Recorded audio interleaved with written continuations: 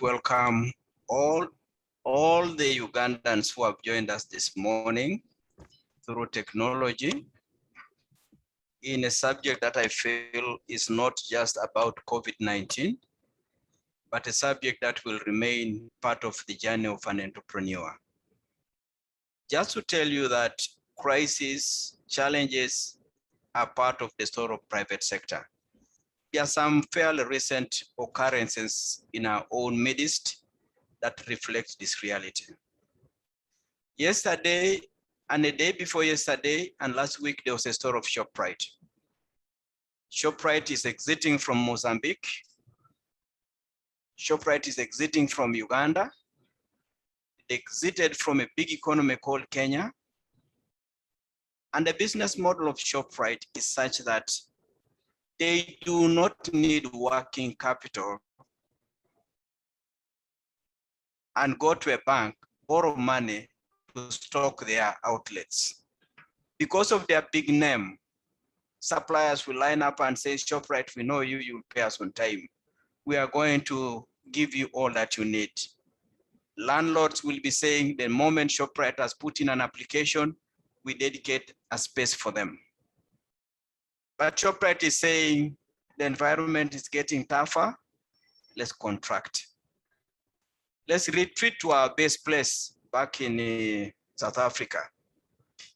Not so long ago, we had a great brand name called Barclays Bank. They reviewed the operations in Africa and largely made a big decision and said, we will exit from the continent of Africa. The income that is coming through compared to the challenges that are associated with accessing that income, as opposed to other opportunities elsewhere, we rather leave the African continent. Not so long ago, we had a story of Klaskis, one of those supermarkets that painted the region of East Africa and also entered the Ugandan market. And then later there was a courtyard fight. The founders, the directors could no longer meet each other, but they would only meet in a court of law. And in the course of that crisis, the business suffered. The giant that was everywhere is history.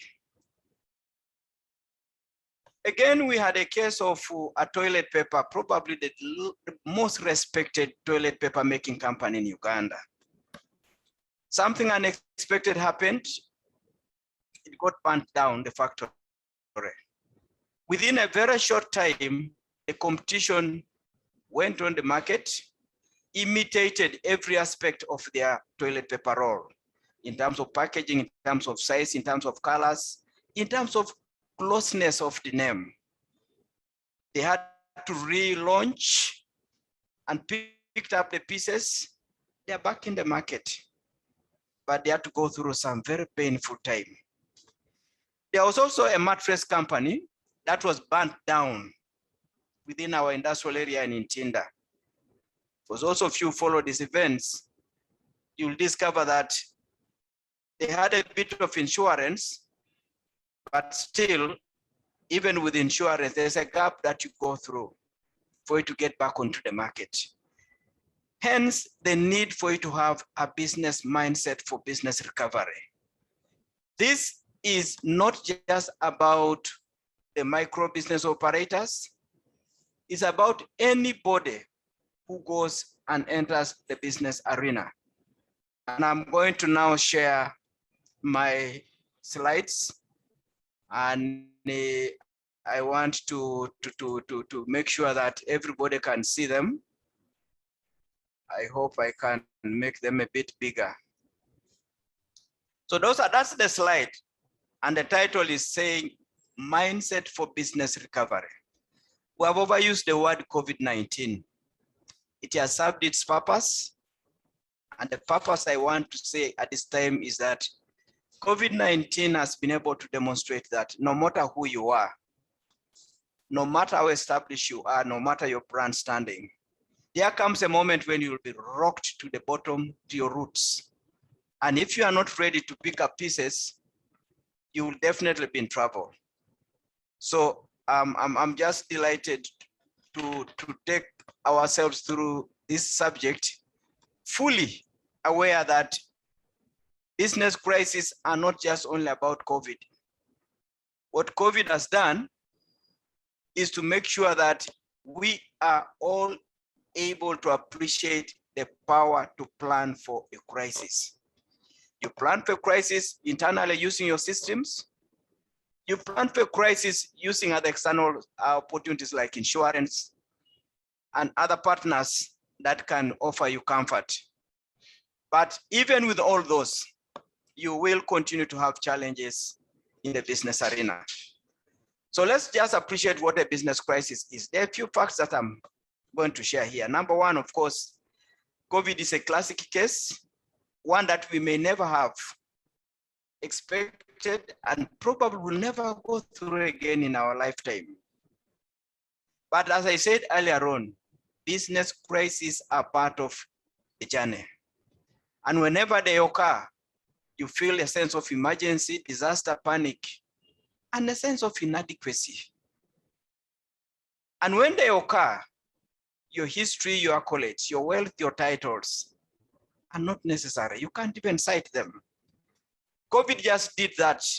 The royals that we thought in the UK were among the very first to be victims.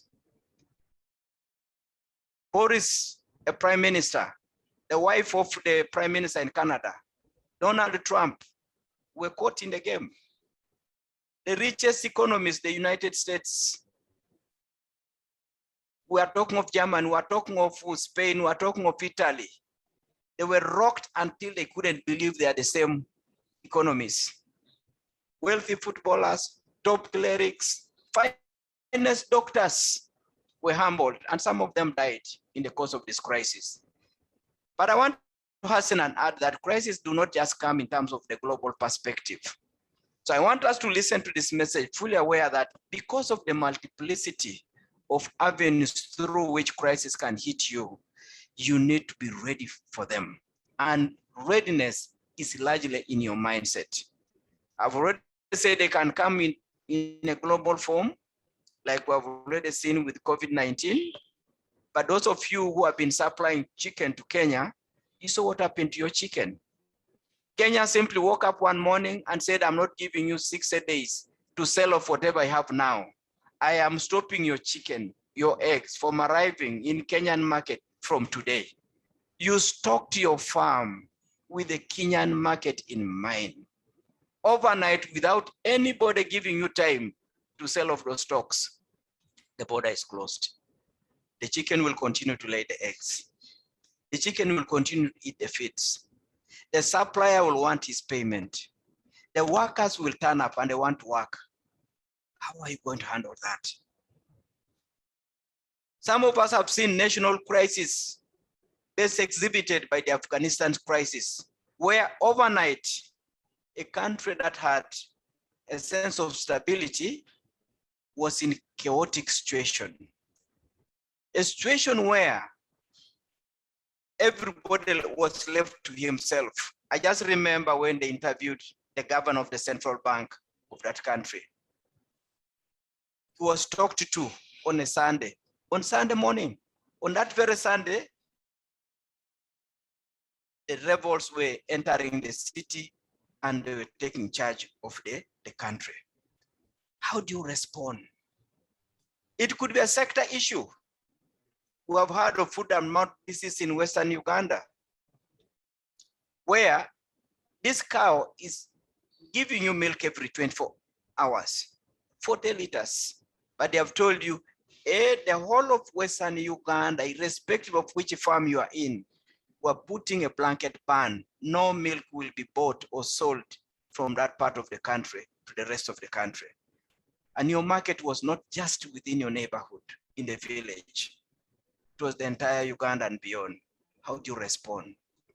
It could be at enterprise level, and we have seen situations where today, whereas there's a window where Bank of Uganda is saying, offer those individuals who have got loans opportunity to restructure them.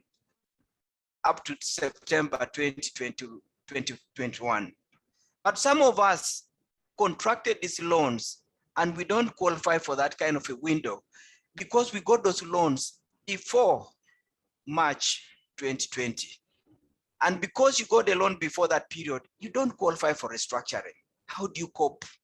To you, this is an enterprise situation. It has nothing to do with the other bigger global thing. You are alone in that crisis. And you know so well that your circumstances went out of line way before COVID-19 came in, and you have to shoulder it. But as I said, it could also be at the personal level, your ill health. Disagreements within the family could be part of your crisis. So in effect, just accept that crises are part of our journey. How they will manifest, when they will manifest, how long they will manifest, and the damage they will cause, it varies, but they will always be there. And each time you encounter a crisis, you never say, oh my God, this is familiar. It is as if it is so different, so fresh. You have gone through one crisis after another when you're borrowing, but each time it is so different and painful. However, it suffices to add here that much as this is part of our game, there's something about going through a crisis. Once you come out of the other side, you've crossed the dark valley, you've walked out of the other part of the channel, you walk out stronger, better, more energized than you ever were before the crisis. And that takes me to the way God himself has put it.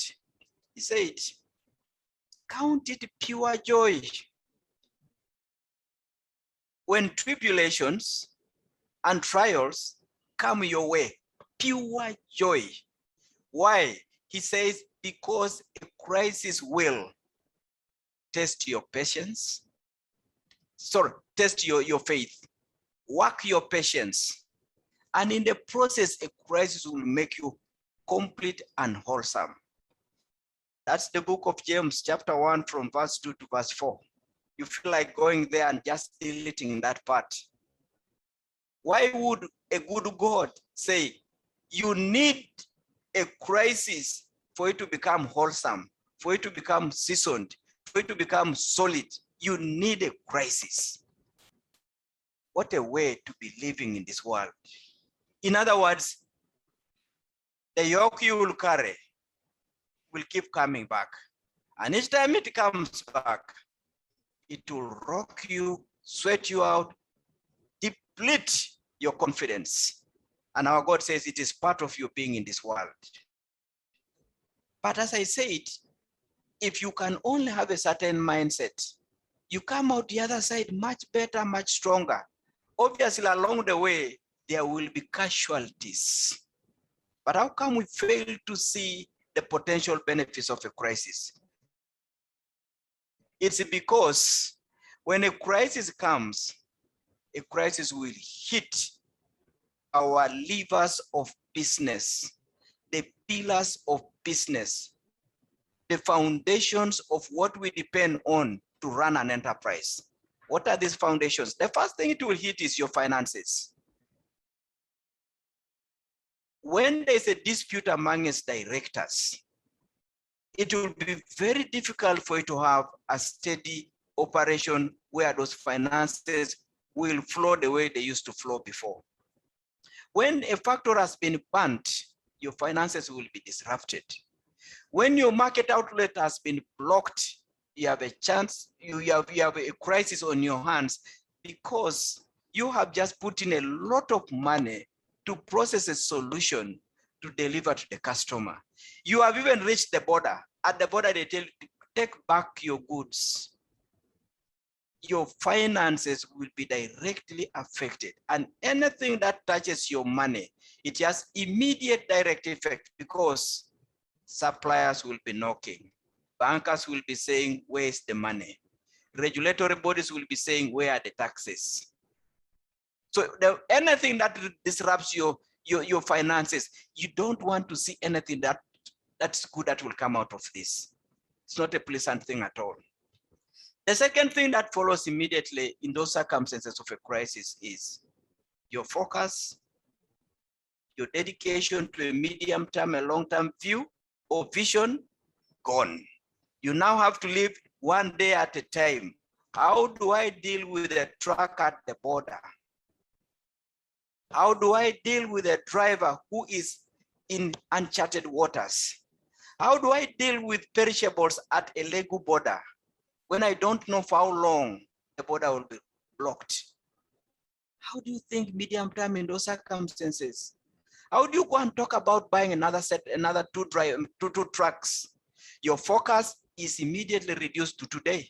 1 hour, 30 minutes. Every minute you are just on survival mode. And obviously, the other key aspect of our business that gets affected is the human resource. Remember, human resource, according to Jim Collins, he said, there are 3 things that will make you beat any competition in any sector, in any part of the globe. And he mentioned the 3 things in his book called Good to Great. He said HR, for him, he used the word people. Number 1 is people. Number 2 is people. And then number 3, he said, you need people. When a crisis comes, those are the last people you're even consulting. These fellows are simply ignored.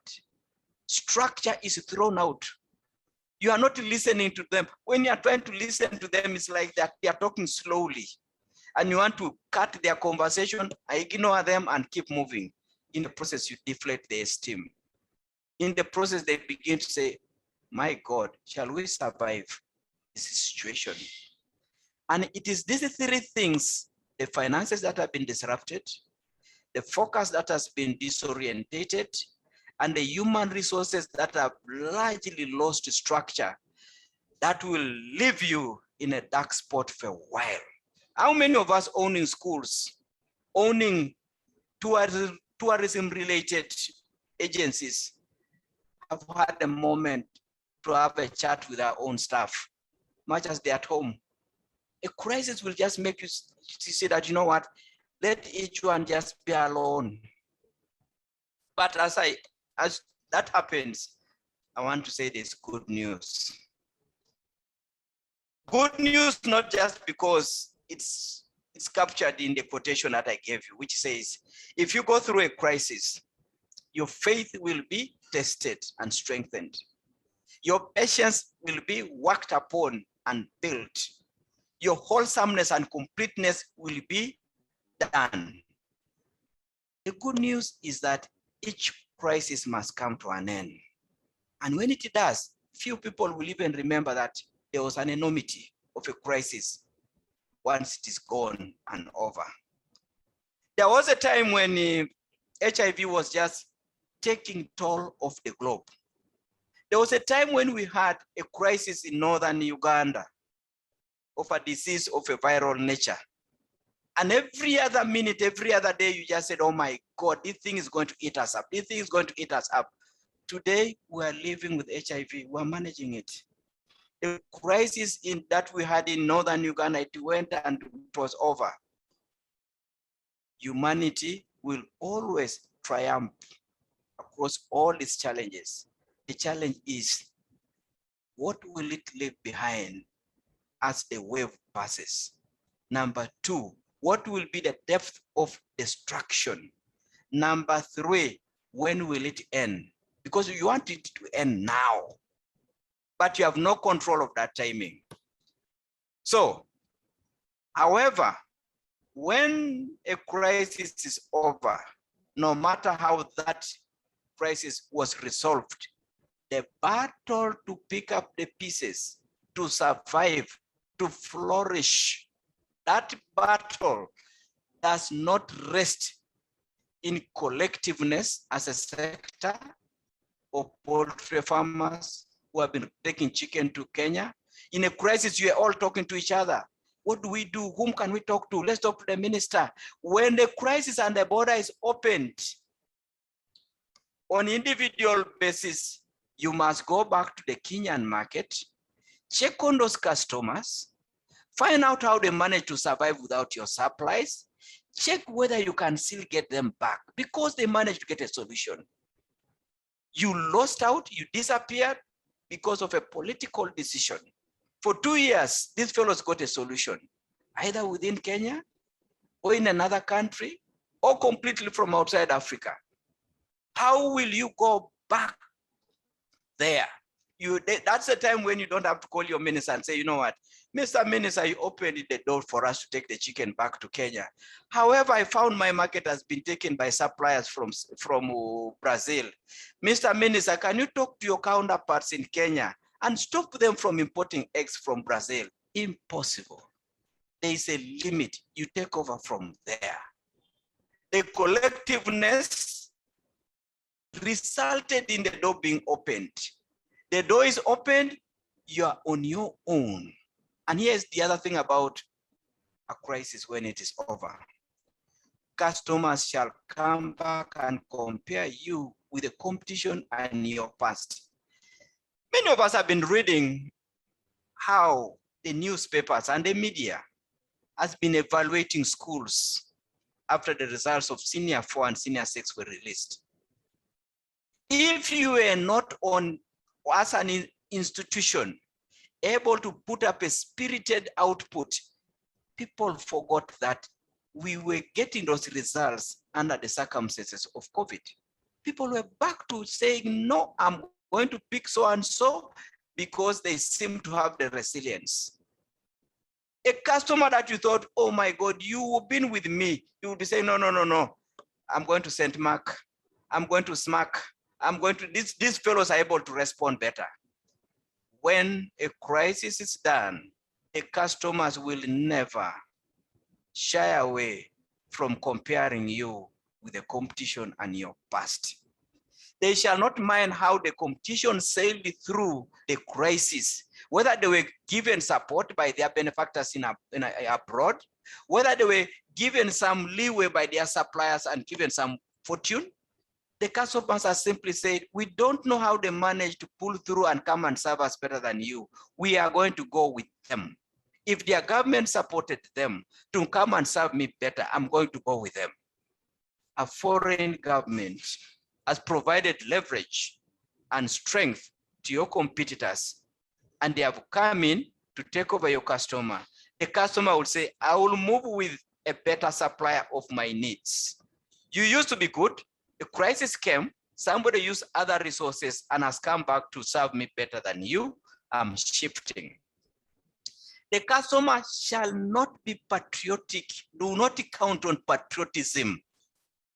When a crisis of a generic nature eases, don't just say, okay, you know, they also suffer. Let's just go and eat in their restaurant. They suffered with us during all this crisis. Let's just eat.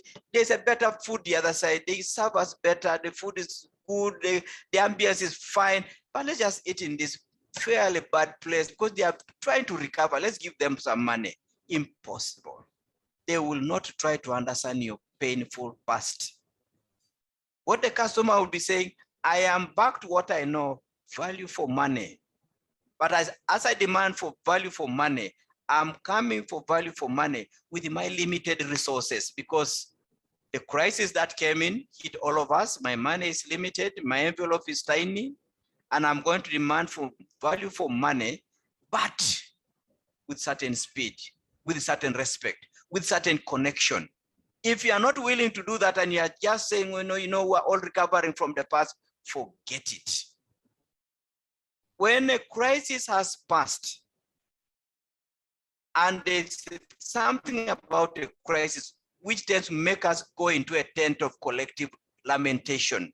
And when we're in that tent of collective lamentation, it's like, that is how we shall get out of the tent after the crisis. Never. When the crisis is over, each one will exit from that lamentation tent and go and serve the customer on your own strength, on your own merit. It shall be back to what we call winner takes it all. And friends, that's the nature of the private sector. Always merciless. Always merciless. You would have wished they understood you. You'd have wished they remembered the crisis that you have just gone through, but the word is merciless. So this is time for resilience, time to pick up the pieces and wear the right mindset. And a trait most successful entrepreneurs and individuals have exhibited in circumstances of business recovery is captured by the word resilience. And that word is ability to bounce back, ability to spring back even better after a disaster. Because the roots were sent deeper. It's almost like planting a tree in a desert, but every day the scorching sun is there to say, I want this tree dead. And the tree is saying, I'm going to keep sending my roots deeper and deeper and deeper, delay bring out my leaves. Because once my root has gone deeper because of this heat, I'm ready for any sunshine, for any wind in the desert, because I've reached the water table. We've just come out of Tokyo 2020 Olympics, and I saw a lady who exhibited a spirit of individualism, a spirit of taking personal responsibility, a lady who said, I will spring back after a crisis. Sifan Hassan, an Ethiopian who relocated to the Netherlands, went for a qualification semi-final for her to participate in the finals in Tokyo. In that qualification semi-final, which if she had accepted the crisis that hit her, she would have been completely out of the picture. And nobody would remember that much. They would just, oh, no, she didn't pass through the semi-final. She fell down. Simple, quick word, and the world moves on. What did Sifan do? As she was participating in the semi-final with a crowd of competitors, one of the competitors knocked her down. She fell down. She could have shouted. She could have said, you people cancel this race. I have just been disrupted. You people, please disqualify this lady who knocked me down. What Sifan did was, in a split second, the lady discovers the legs are still on. The back is still on. The head is still clear. She was at the tail of the pack, got up, didn't have to dust herself, picked up and started to race, believing that this race is still winnable.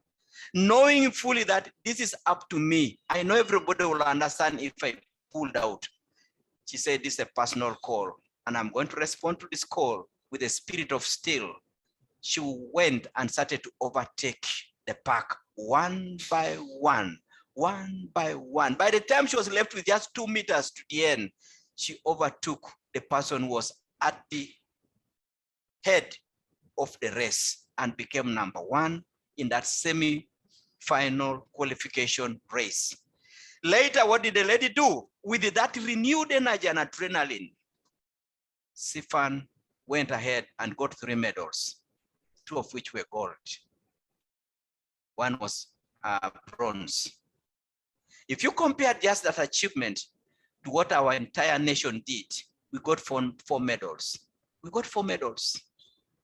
This lady got for the Netherlands 3, having had a crisis in her hands. What am I saying? This is what I'm saying. It is possible to ride on that crisis. When everybody says now, finished, done, that liberates you. You now know, you run with no baggage anymore. Use that liberation of a crisis to now say, I'm going to relaunch. Everybody knows I was finished, I was written off, and I'm going to relaunch without any baggage of trying to be whatever you want to give me as a title. It's about independence and self-belief when everyone is chorusing for public generic intervention. For Sifan, people will be saying, no, please punish that lady. Or please do. Today, Sifan is a celebrity, but it took independent decision to get up and pick up the pieces and complete that race. But as I said before, when one starts to reap the benefits of picking up the pieces after crisis, it begins to feel like you paid too little a price compared to the benefits that you begin to receive. Many people that who have adored, that who have decorated, if you checked their histories of walking the business journey, it was one crisis after another crisis, another crisis after another crisis, another crisis after another. Now they are at a level where people are simply saying, that fellow is a celebrated entrepreneur. That fellow, whatever it touches, it turns to gold. That fellow is a gifted businessman, but he was built, anchored by crisis after crisis. Now you ask yourself, Ocici, what does it then take to have a business recovery mindset? What does it look like? And that are the slides that I want to share very briefly. And once I share these slides, remember I told you that your crisis can be global, it can be regional, it can be national, it can be sector-based, it can be location-based, but it can also be enterprise-based, individual-based. The avenues many, but this mindset will always be applicable across, irrespective of where that crisis has come from. So the energized business mindset, in my view, has got the following. Number one, if you are going to benefit from a crisis, you need to learn to invest in yourself. This is something few people will be told, because the moment a crisis comes, people will say, go to the pastor, let him pray for you, which is not bad. Go and tell the administration. Go and tell the leaders, the people who enforce the law. Invest in yourself. And one of the ways of doing that is learning and learning and learning and learning every day. And the learning is much more demanded the moment you have been in a crisis situation. You learn from existing and from new clients. The Kenyan border has opened. There used to be existing people you had. Don't imagine that you know them. You don't know them. The 3 years, the 2 years, the 6 months of separation exposed them to consume from another supplier, not you. What did they consume? Why did they consume that particular solution? This fellow has a similar dress, similar appearance, but internally, in terms of behavior, in terms of buying patterns, has grossly changed. Be humble, learn your customer, understand them. Who has taken your space? How are they doing? And then learn from the fellows who are new and coming to you. Why are they coming to you? Where have they been? Don't just say, oh, at least I received 3 customers yesterday. Those customers had somebody who was supplying them, and they have some message. You need to know why they have abandoned that person and they have come to you. And this has to be every time you interact with the customer, not one-off. And when they leave you, take interest. Check what has cost them to shift. Is it because the price? Is it because the packaging? You are still selling a 1 kilogram loaf, and yet these fellows could have been taking just buns and then using those buns to still access some bread. Why have they shifted?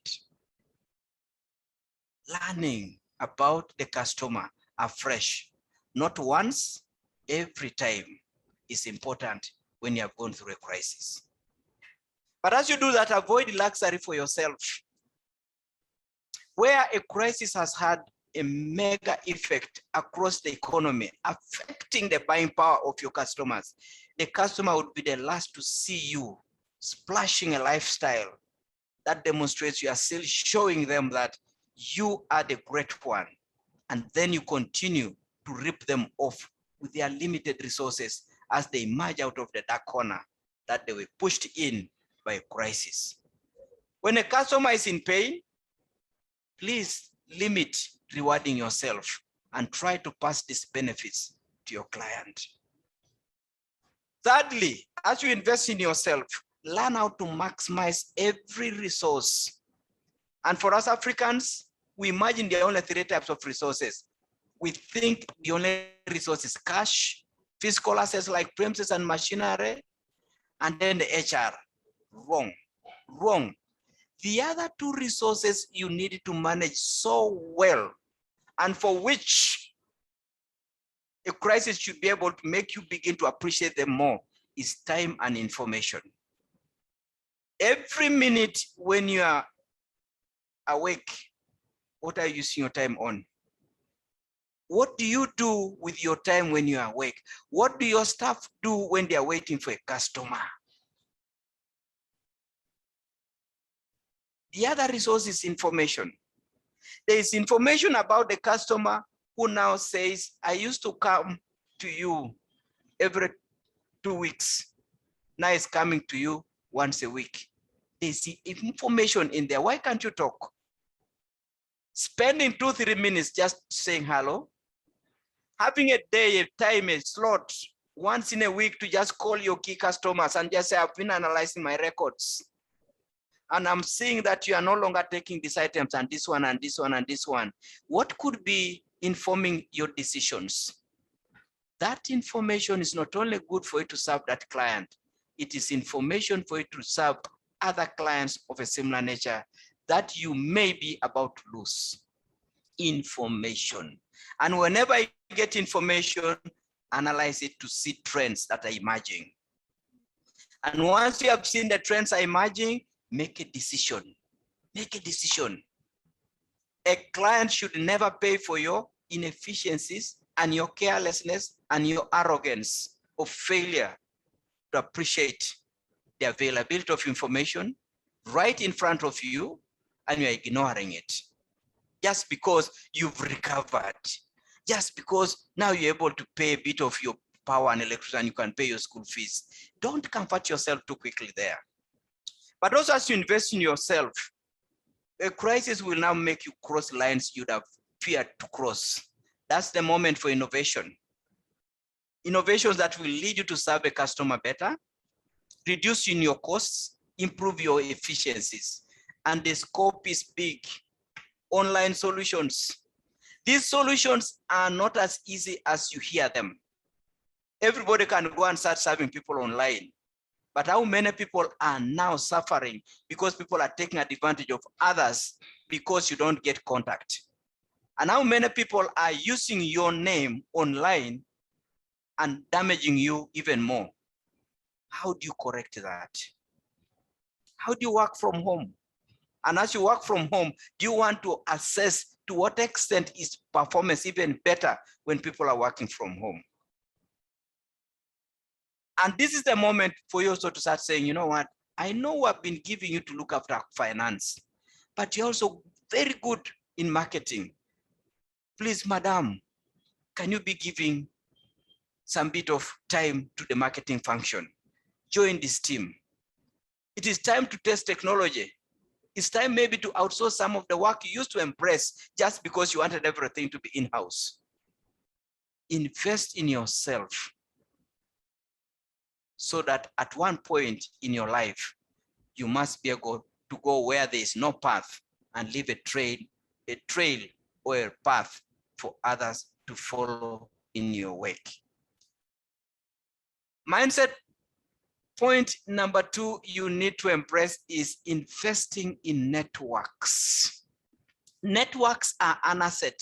Networks bring speed, they bring branding, they bring trust, and they cultivate a sense of solid character in you. These networks are not just going to be random. Build networks with suppliers. After a crisis that was global, you'll find that some of the suppliers who never used to see you as a potential client will be happy to have you on their list. And as they come in, they don't just come to supply those solutions. They come with a lot of knowledge about the entire industry. They will say, I know so-and-so was big. In the crisis that just hit them, they were having these issues. Please, as you come in and join in this sector and grow in it, be careful of this and this and this and that. Those suppliers have known great fellows who were in that sector and probably were not prudent in their borrowing. And when a crisis came, the borrowing just cracked them and they are struggling to pick up pieces. And that information is with suppliers. Invest time to talk to suppliers.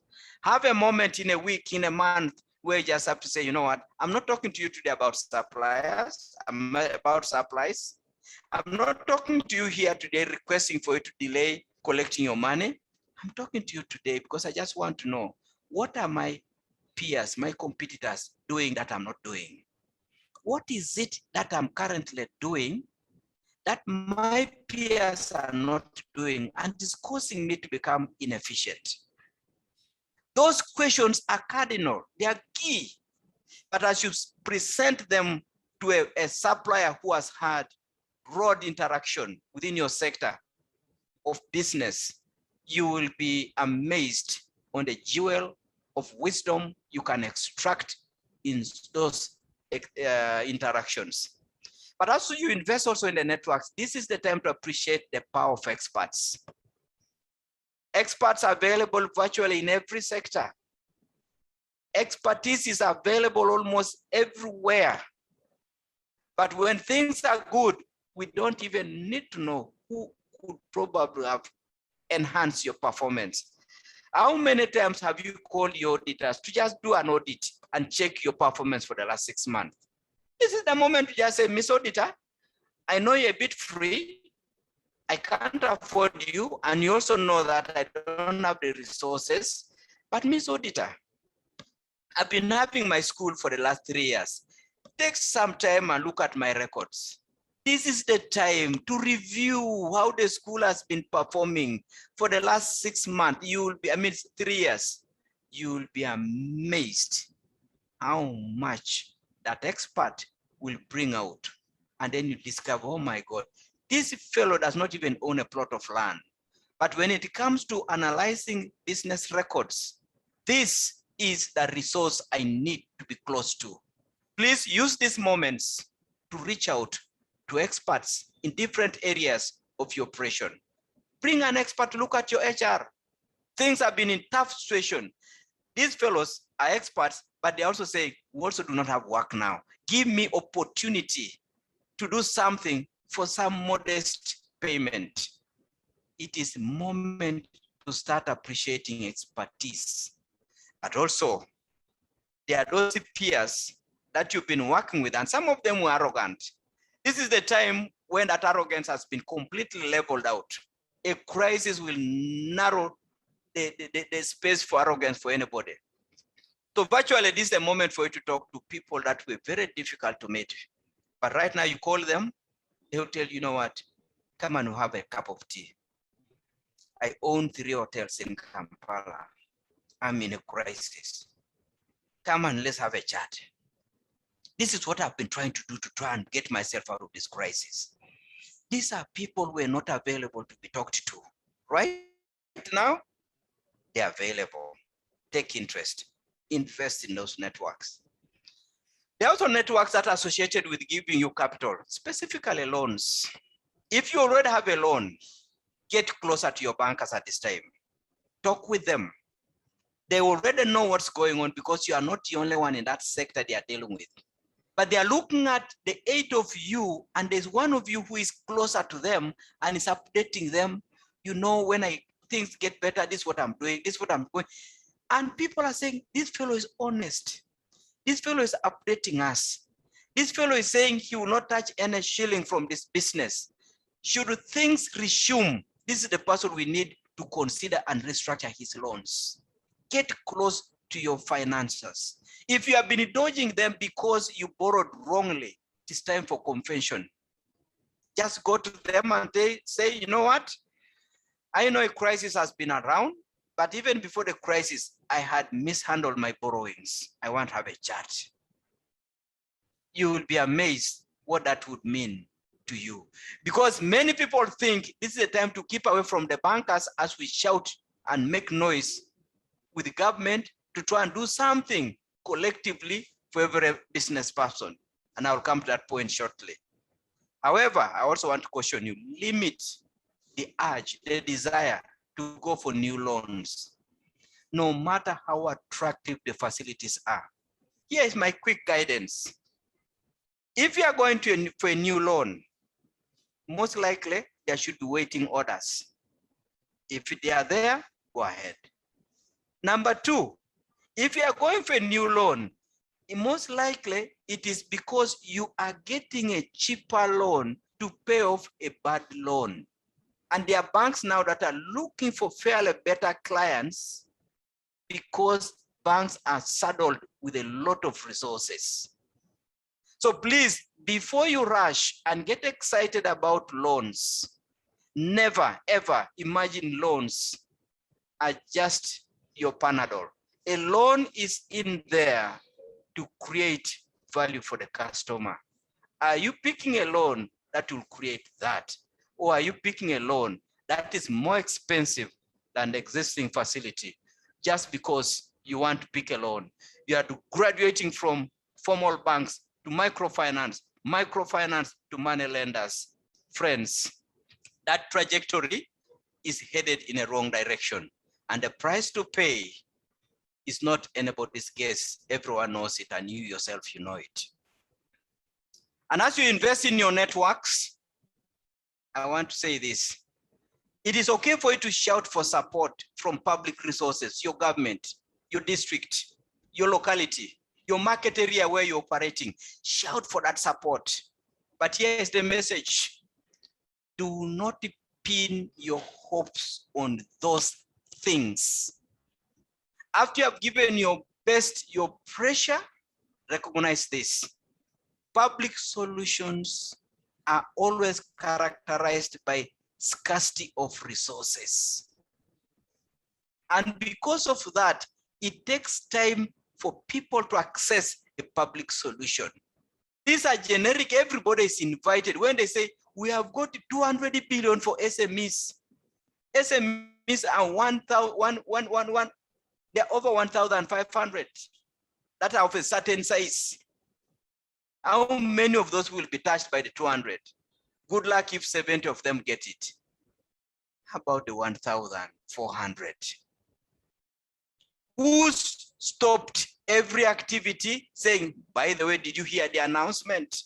SMEs have got money. Can we go and make application? These public solutions are characterized by limited resources.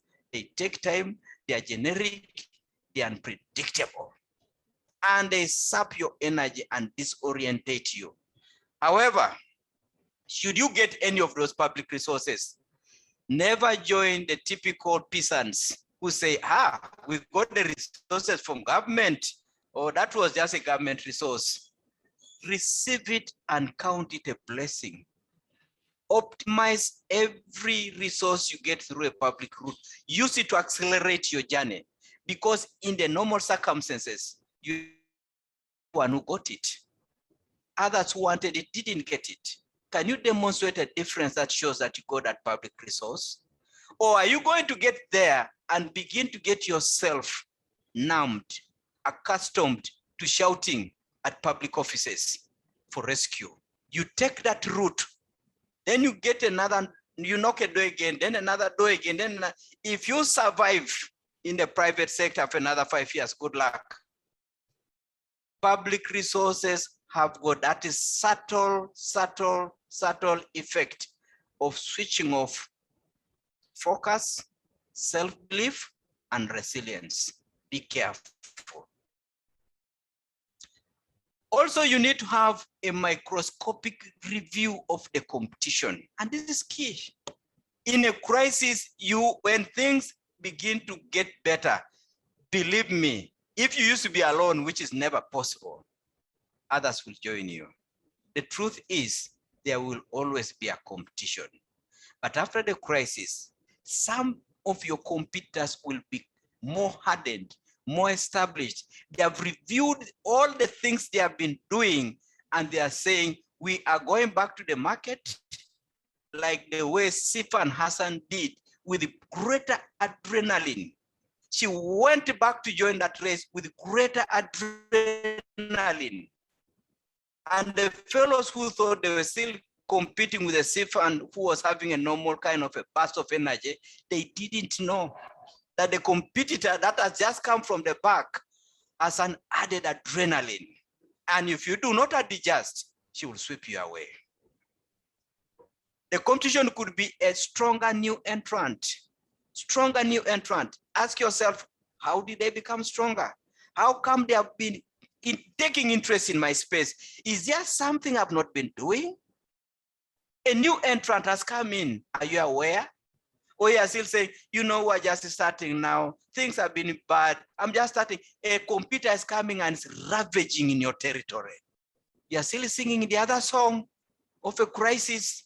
Meanwhile, the computer is taking space after space and space after space and moving on. You almost want to say, is that what happened in Afghanistan? Be wary of those who take your clients without being present in your neighborhood. Now, that is a very interesting one because technology has made people test their ability to serve markets where they have no physical presence. Now, when the crisis is eased, these fellows will have established a presence and they will begin to get deeper and stronger in your territory. Do not be waiting to see labels outside or fellows who have entered your territory. Just check, so-and-so used to be my customer. Who is now serving them? He's no longer coming to me. Who is serving them? Some shall come with the full support of their governments. And their governments are saying, please, we want you to quickly start these exports. Be ready for that because your government has done something, but may not be sufficient to stave off a competitor who has been properly empowered by their government to make a certain export because they want a quick recovery in that particular sector because of politics. You shall be lucky also if all the competition that you are going to encounter play by the rules. I would rather you prepare to face nasty and totally cruel competition coming your way. And it's going to happen. Better you are prepared, better you are ready for this because that is the territory we're in. And then to embrace this energized mindset, I want you to treat a crisis, pain as a window of opportunity. There is a window of opportunity that normally crisis presents. When the majority of the people in your sector are lost, or even your country are lost in what I call a tent of collective lamentation, that is the moment for you to slide out of the tent once in a while and make a phone call to the staff of those fellows, make a phone call to the customers of those fellows, move under the radar, hit at the competition. That competition has abandoned some good stuff. That competition has abandoned some good clients. And when I say abandoning, all I'm saying is even just calling your clients and telling them, you know, we do understand what you are going through. Just to tell you that keep safe. That's very important. You are not giving them anything. You are simply saying, I commiserate with you.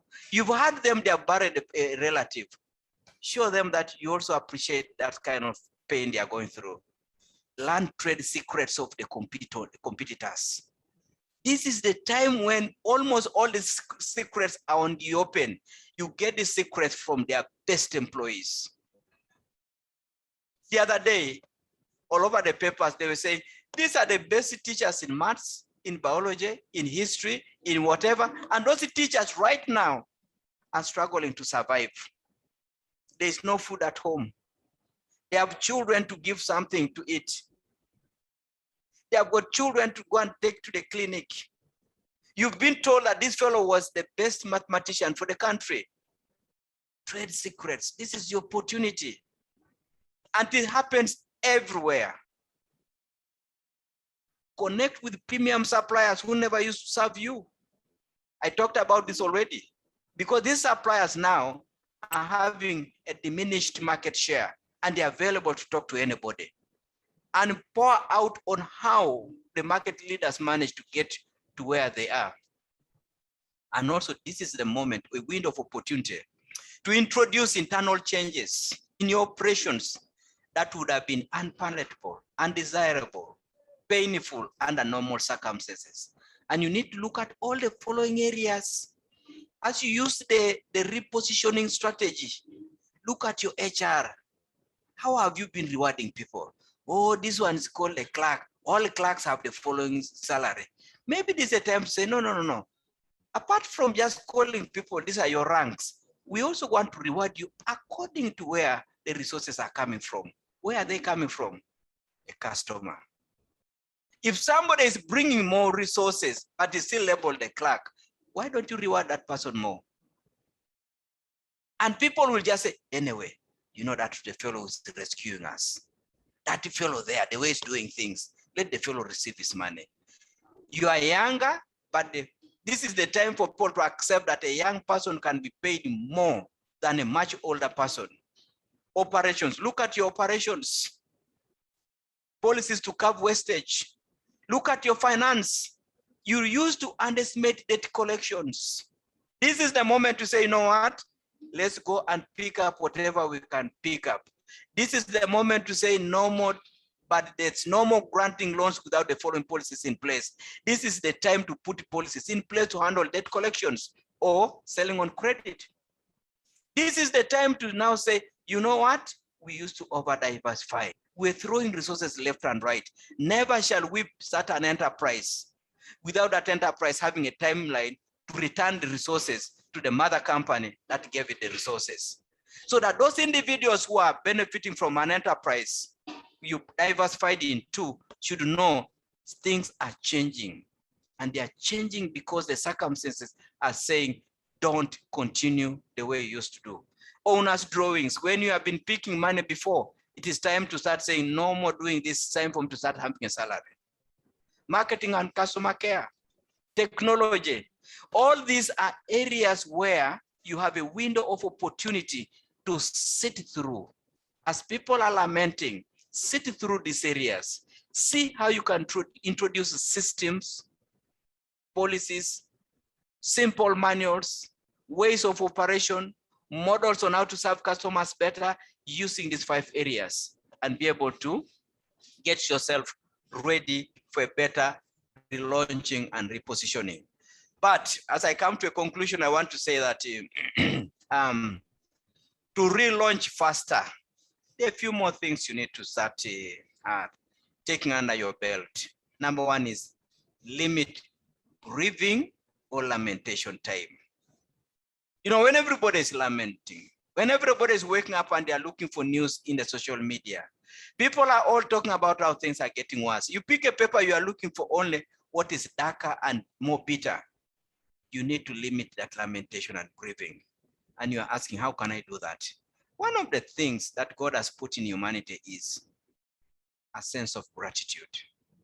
No matter how dark, no matter how painful your path, your journey has been, somewhere along the line, there is a silver lining. Count those blessings. Count them. Daddy has left, but he had built for us a home. Daddy has left, but he had taken us through school. Daddy has died, but he had started this institution. Count your blessings, your health, the brand, the networks that you built over time, the infrastructure, the technology, the people who believe in you. Count on them one by one. That begins to clean off the dark mindset that tends to surround you when you are in a crisis. Once you began to put behind the lamentation mode, the lamentation book, it's time to move on and start taking actions. And as you take actions, do not expect perfect, great results, but look at performance in a broader way by saying, I took action. Where are the results? Modest. But what did you learn? What did you learn? Because those results may be modest or negative, but the wisdom in there is where you need to drive and derive a lot of good butter to take you forward.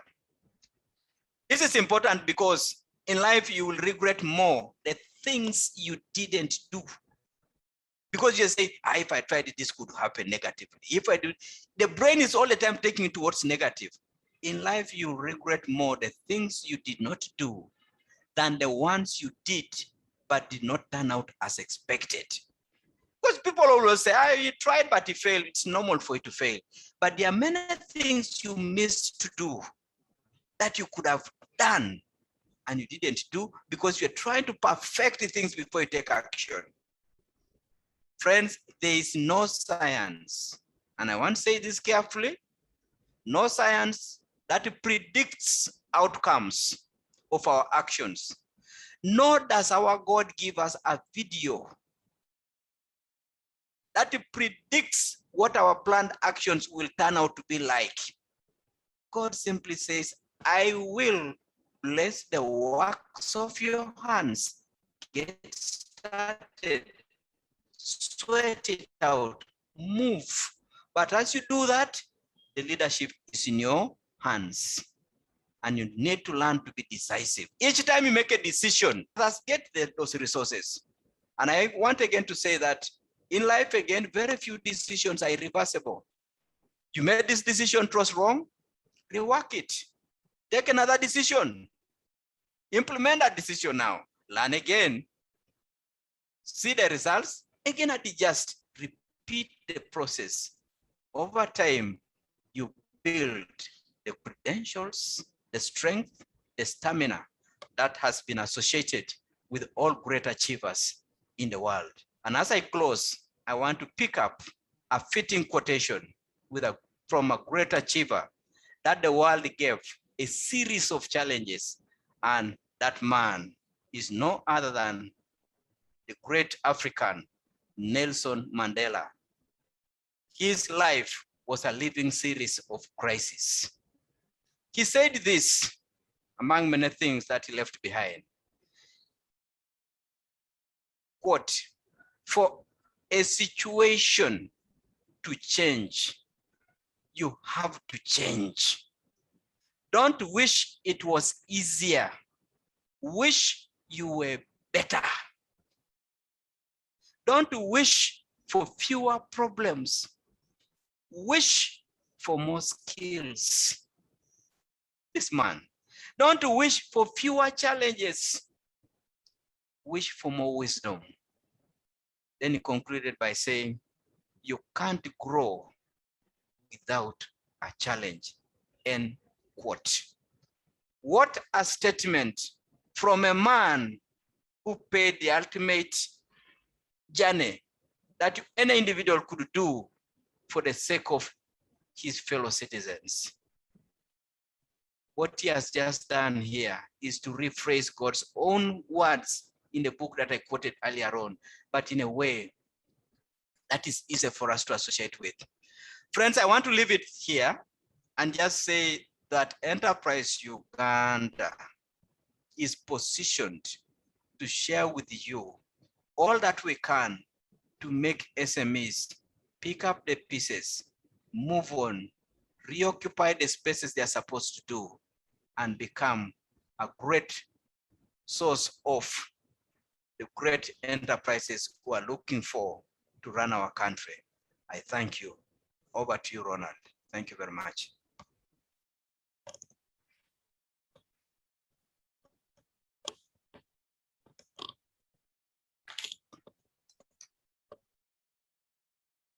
Ronald.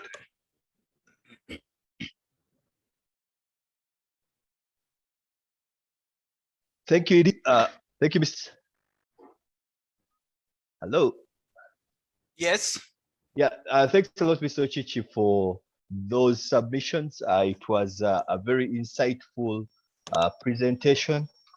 And I guess that all of us who have participated in one or the other, we are able to kind of see where in our journey of business we need to be able to engage. We are going to have an opportunity to ask a couple of questions.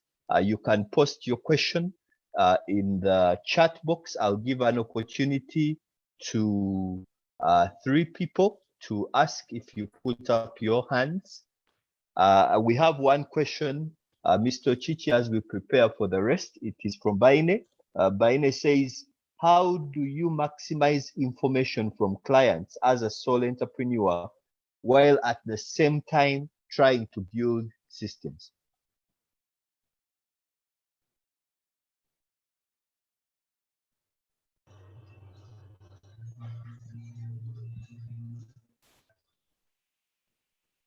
That is from Baine.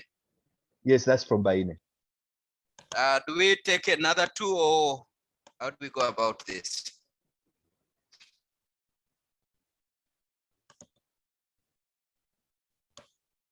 Hello? Hello? Ronald, have I lost you?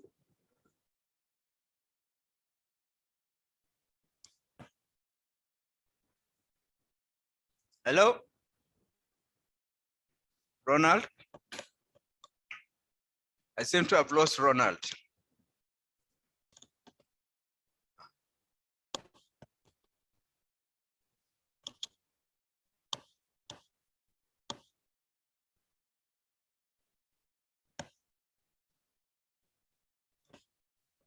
Hello?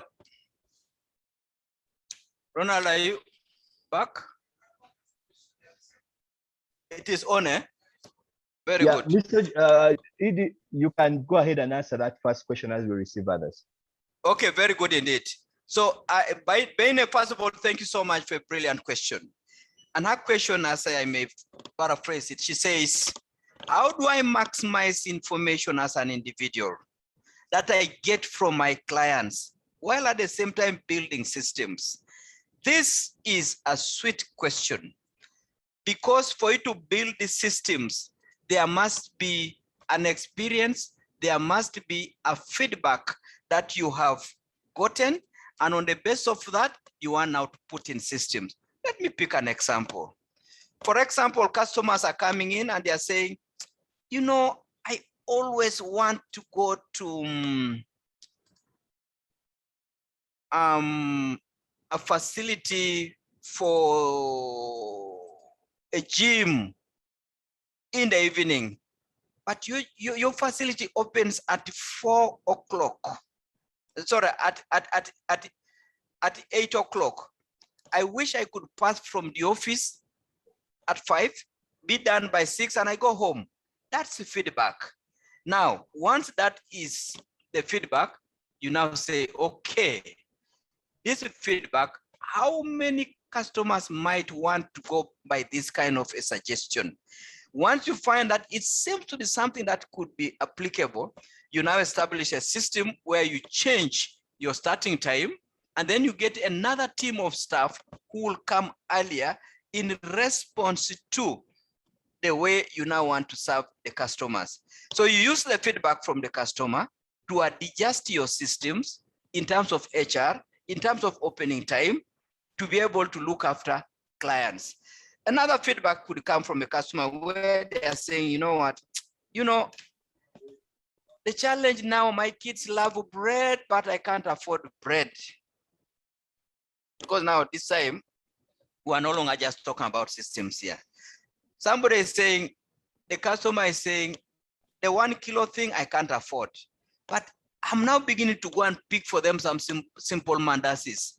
What you then do is you immediately go and tell your loaf makers that, please, can you repackage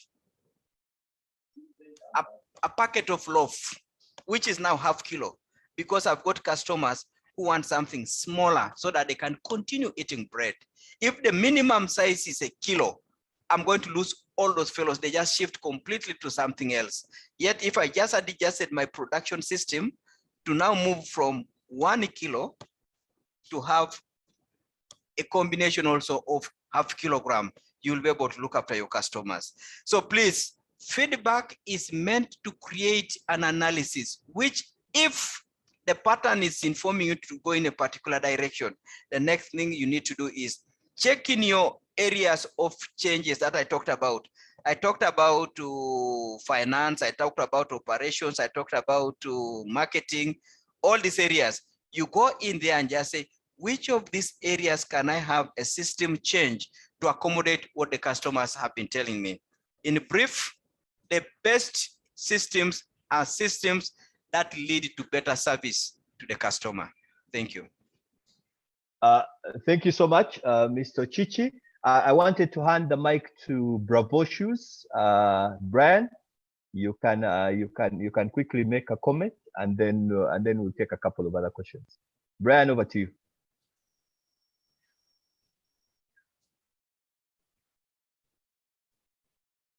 Brian, are you there?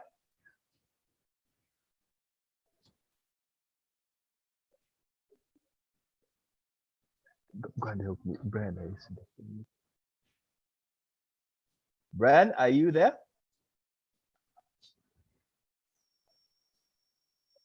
Yeah, thanks for the comments. We can also drop the questions in the chat box. And I think thank you, Mr. Iga, for those comments. Thank you, Julius. There is a question from Sarah. Her question is,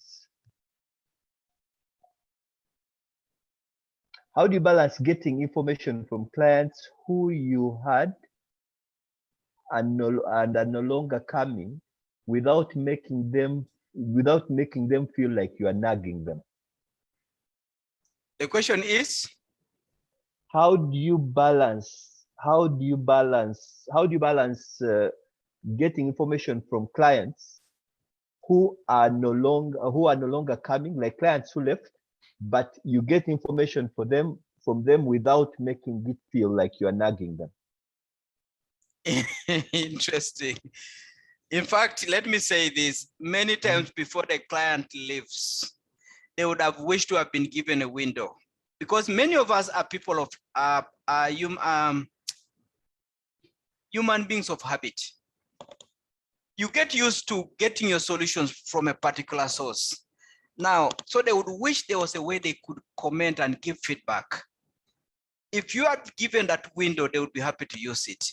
Now, if they have left because the window was not there, it would be very important for you to have a very tactful way of reaching them and saying, James, you used to come to our supermarket, but now for almost 2 weeks, we seem not to have seen you around. I hope the family is fine.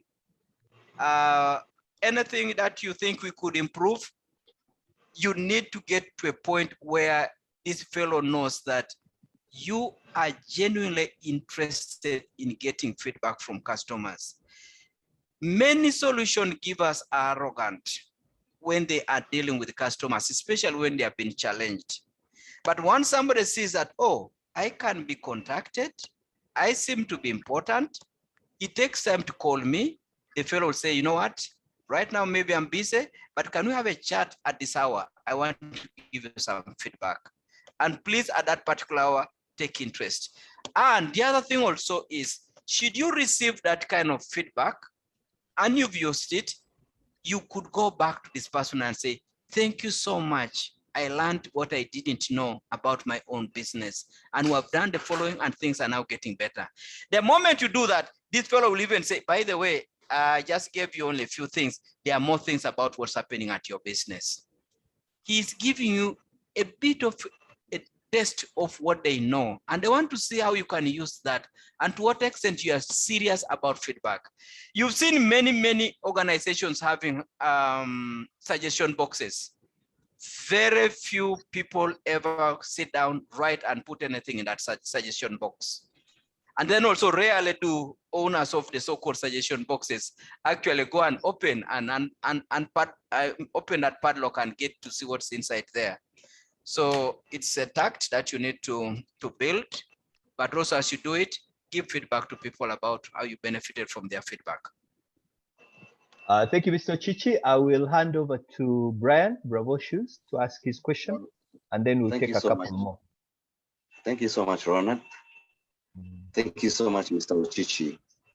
One of the best advantages or benefits or good things that have emerged out of COVID-19 is the access of free information that was not mostly exposed to Ugandans.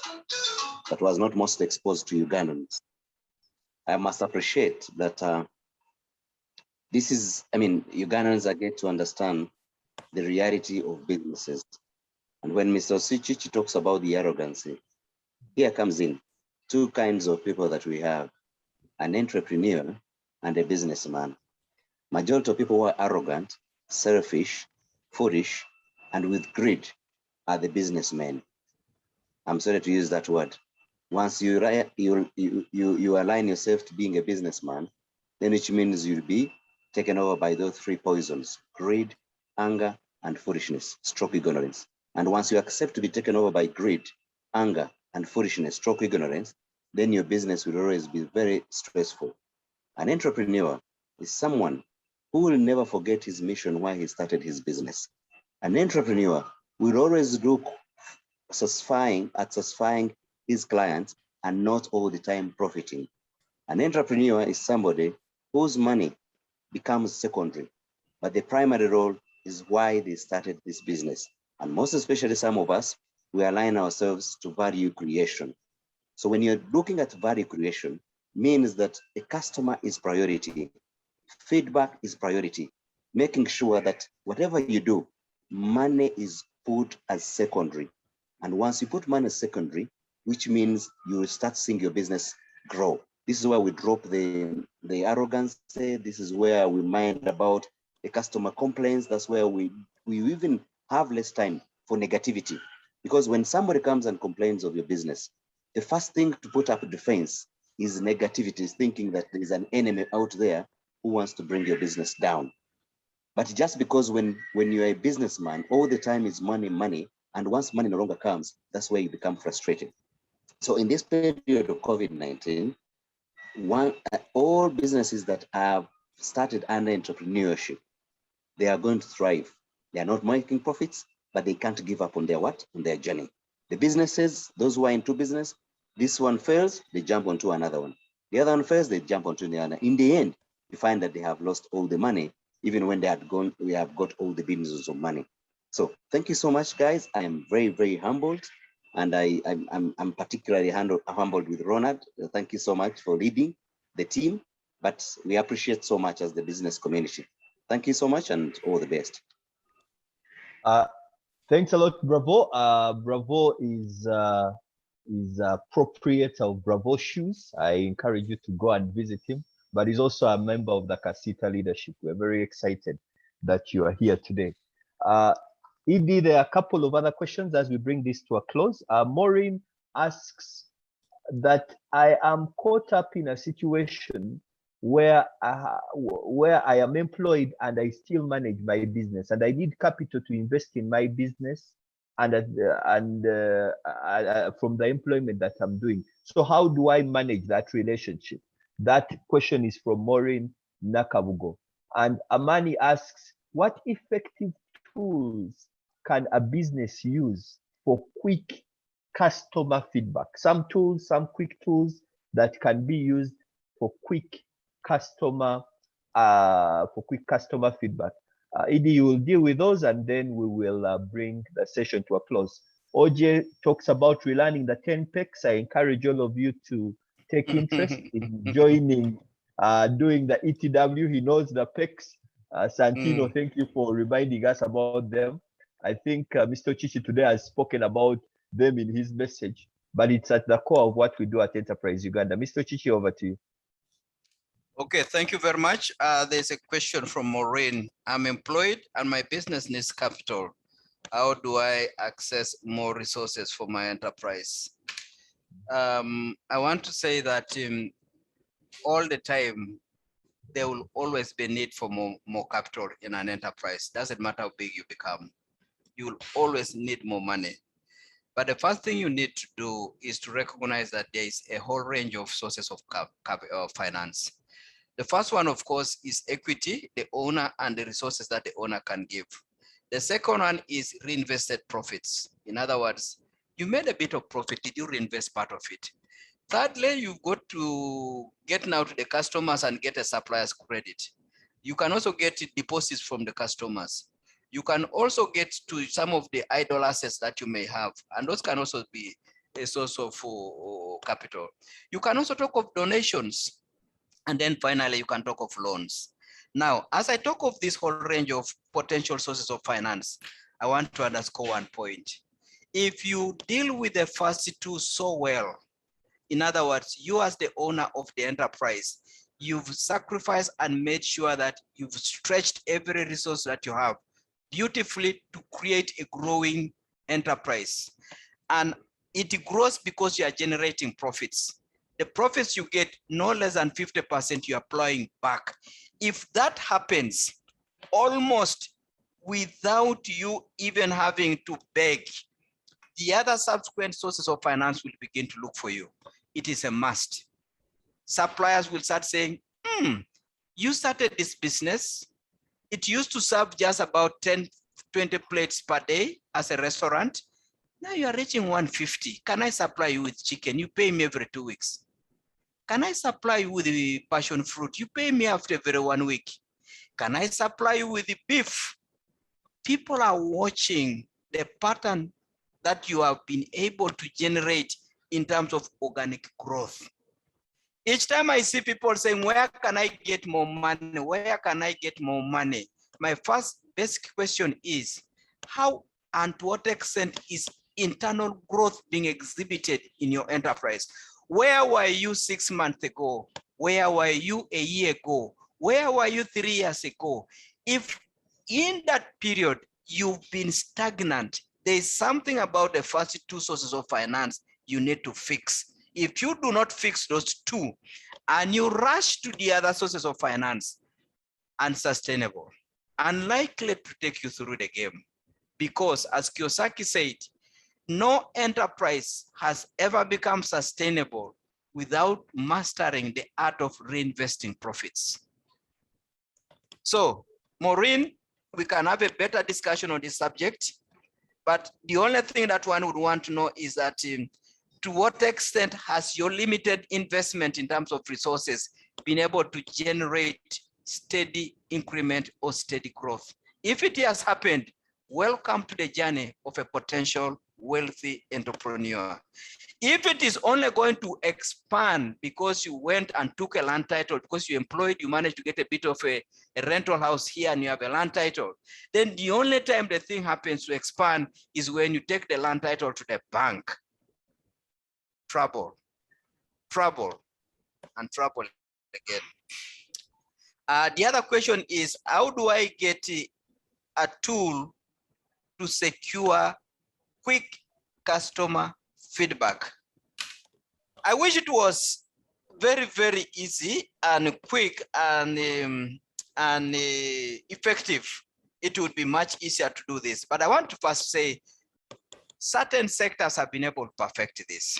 You go to a hotel. I was just impressed with the Serena Kigo facility.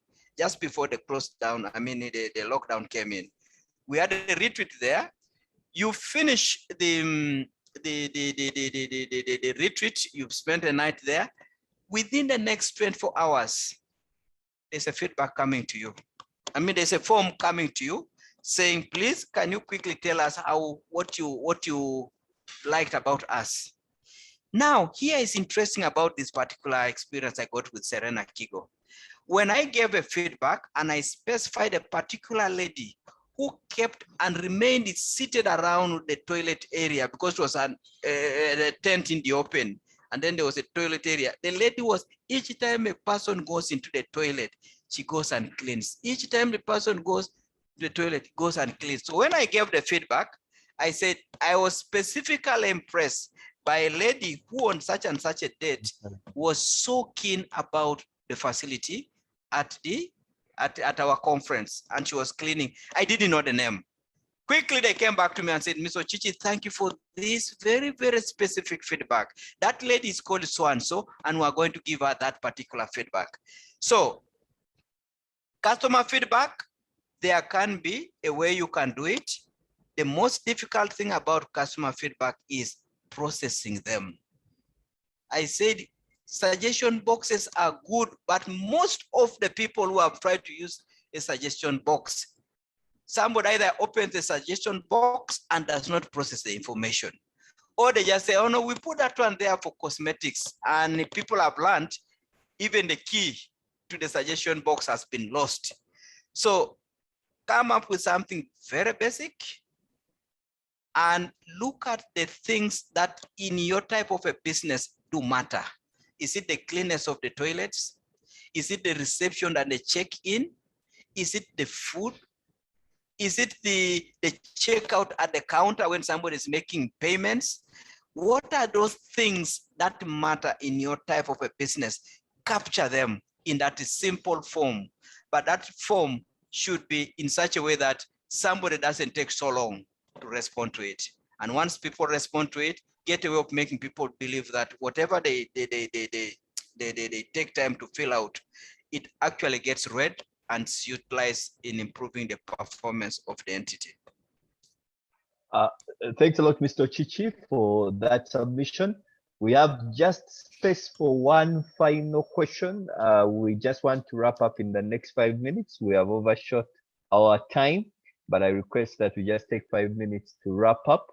We have shared the links, the Twitter handle, the Enterprise Uganda Facebook page, where you can be able to follow us and be able to access. You can also go to our website. We put a lot of these materials on those platforms, so you can be able to get them. I've also posted the number of Martha, who you can call if you just want to have a bit of one-on-one business counseling.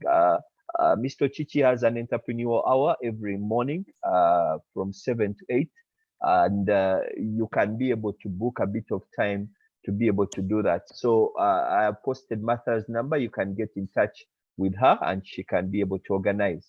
Mr. Ocici, the final question which we have is an interesting one, and it comes from Rose Mayende. Rose, I'm very excited that you're here. Thank you for joining us.